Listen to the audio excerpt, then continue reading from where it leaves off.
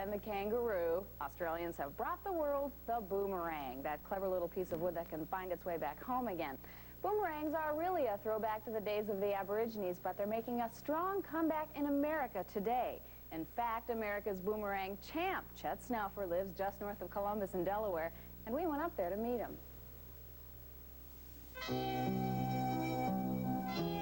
Let us see then how good a bowman you really are, shouted the governor. Place that boy against yon linden tree and put the apple upon his head. And so, William Tell, shoot the apple from your son's head, and you shall go free. Here's an interesting twist to the legend. Can this modern-day William Tell shoot the apple off his own head with a boomerang? Well, if it can be done, Chet Snouffer is the one who can do it. He's the best in this country and #2 in the world. Yeah, how do I deal with that? Well, I enjoy it. I mean, I think I take it for what it's worth. I don't think it goes to my head at all. I think I just realize this is something that I've done since I was a little kid, and it's unique enough and different enough that I'm in the right place at the right time.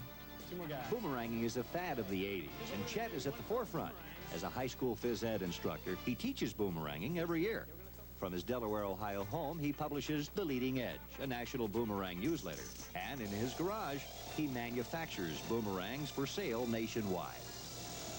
I guess, really, I like the fact that I can build this boomerang. I can make it and then have it go out and do what I have created it to do.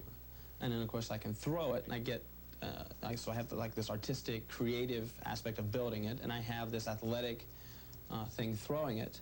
And then again, because it is unique, and I feel I'm rather a flamboyant type of performer. I was a gymnast, and I like to be out there.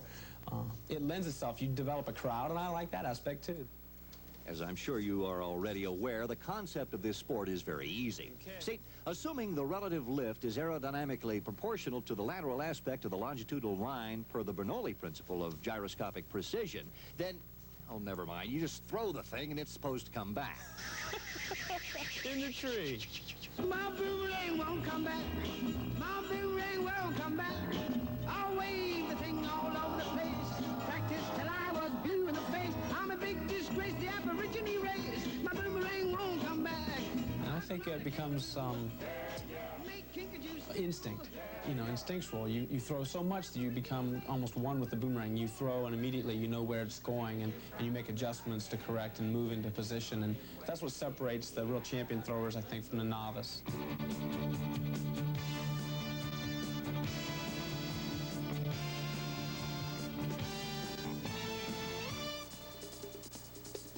Chet's instincts give him an unmatched flair. Whether it's throwing and catching 4 in succession, throwing and catching 2 at once, or the feat with which he's earned his world record, throwing and catching 2 boomerangs 150 consecutive times, Chet's talent is as rare as kangaroos in Ohio.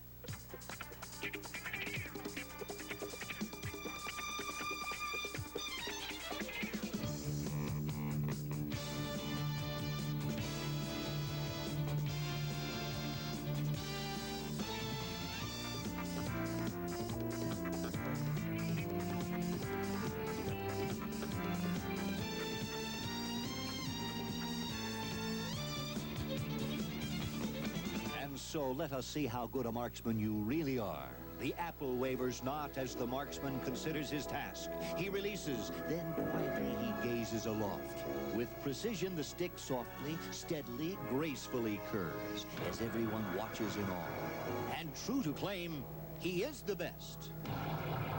To you, I say, remember the boomerang guy the next time you have a flame. And to Chet, I say, many happy returns.